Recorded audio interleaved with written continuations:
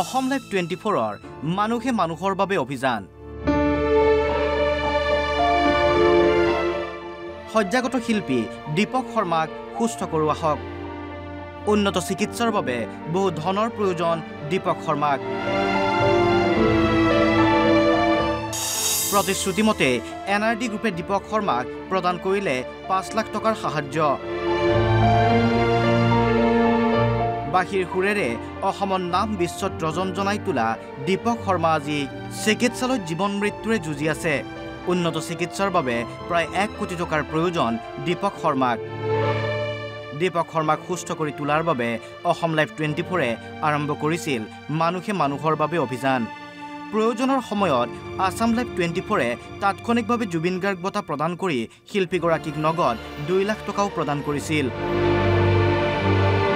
Assam live 24ৰ CMD তথা এনআৰডি গ্ৰুপৰ মুৰব্বী নিপেন দাসে এনআৰডি গ্ৰুপৰ পৰা অতিৰিক্তভাৱে 5 লাখ টকাৰ অৰ্থ সাহায্য ঘোষণা কৰিছিল যাতে দীপক শৰ্মাই উন্নত চিকিৎসাৰ পৰা বঞ্চিত নহয়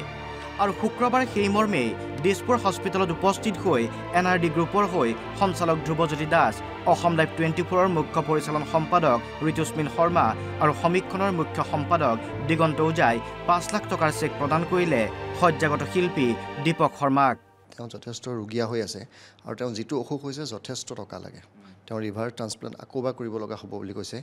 আৰু সেইটো অকমান পইচা নহয় যথেষ্ট পইচা লাগে আমি বিনম্ৰভাৱে আমি অসমীয়া ৰাইজক অনুৰোধ জনাইছো জুবিন গাৰ্গ বঁটা দিছিল জুবিন গাৰ্গে আশা কথা কৈছিলে যে প্ৰতিজন অসমীয়া যদি এটকাকো দিয়ে তেতিয়াও আমাৰ শিল্পীসকল বহুত কিবা কিবি হৈ যায় আমাৰ প্ৰতিজন অসমীয়া যদি খুব কম টকাও যদি তেওঁক মানে যোগান ধৰে মই এটা যথেষ্ট টকা হ'ব চৰকাৰক আহ্বান জনাইছো যদি দীপক শৰ্মাকে সহায় নকৰে তেন্তে কাক সহায় কৰিব গতিকে আমি বিশেষ অনুষ্ঠানো কৰিছো আহক আমি দীপক দাৰ কাষত এই মুহূৰ্তত থিয় হওঁ প্ৰথম কথা দীপক শৰ্মা এনেকুৱা এজন শিল্পী যে শাস্ত্ৰীয় সংগীতৰ পৰা আধুনিক সংগীতৰ এটা সমন্বয় সাধন কৰিছে অসমক বাহিৰত পৰিচয় কৰাই দিছে এইটো এটা গৌৰৱৰ কথা দীপক শৰ্মা অসুস্থ হ'ব লগা হোৱাটো দুৰ্ভাগ্যৰ কথা আৰু জুবিন গাৰ্গৰ নামেৰে যিটো বঁটা প্ৰদান কৰা হৈছে এইটো হয় এই মুহূৰ্তত দীপক শৰ্মাৰ ধনৰ বৰ প্ৰয়োজন কিন্তু আমাৰ যিটো বঁটা প্ৰদান কৰা হৈছে অসম লাইভ 24ৰ পৰা এইটো কেৱল ধনৰ প্ৰয়োজন পূৰণ কৰিবৰ কাৰণে দিয়া হোৱা নাই